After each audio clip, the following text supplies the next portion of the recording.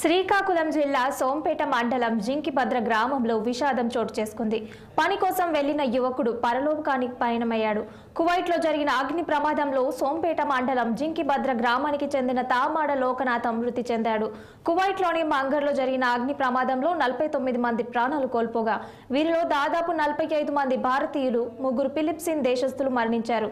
కాగా మరణించిన భారతీయుల్లో శ్రీకాకుళం జిల్లా జింకుభద్రకు చెందిన తామాడ లోకనాథం ఉన్నాడు. కువైట్లో ఉద్యోగంలో చేరిన మొదటి రోజే ఈ సంఘటన చోటు చేసుకోవడంతో జింకిభద్ర గ్రామంలో విషాద ఛాయలు అలుముకున్నాయి. పొట్టకుటి కోసం వెళ్లిన ఒక్కగానొక్క కుమారుడు బుగ్గిపాలు కావడంతో తల్లిదండ్రులు కన్నీరు మున్నీరుగా విలపిస్తున్నారు. మొన్న జరిగిన దుర్ఘటన అగ్ని ప్రమాదం ఘటన కోవిడ్లో జరిగింది.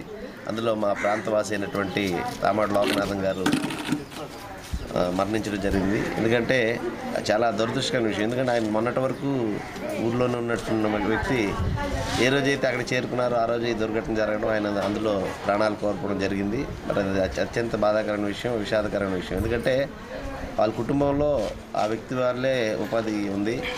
మరి అటువంటి కుటుంబానికి పూర్తిగా వెన్నుదన్ను లేకుండా పోయింది ఈరోజు.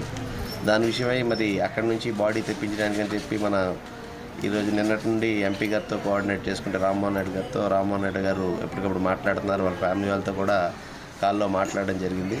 అంటే ఆ దేశం తాలూకా మనకి ఎంక్వైరీ అది మన గవర్నమెంటే చెప్పాలి, కానీ మనం చెప్పలేము సార్. అది అక్కడ ఎలా జరిగిందేమో అది గవర్నమెంట్లో మనం చెప్పగలం, కానీ మనం అక్కడ అదర్ కంట్రీలో మనం చెప్పుకోవడానికి మనకి రాదు, అథారిటీ ఉండదు. బాడీ వచ్చేస్తుంది. ఆ బాడీ ఈరోజు మన జిల్లా ఎంపీ అనేటువంటి శ్రీ రామ్మోహన్ నాయుడు గారి సహకారంతో బాడీని తెప్పిస్తున్నారు. ఆయన కూడా మాకు వెన్నుదంటుగా ఉండి ఆయన ద్వారాగా రాష్ట్ర ప్రభుత్వం ద్వారాగా సహకారాలు అందిస్తున్నారు.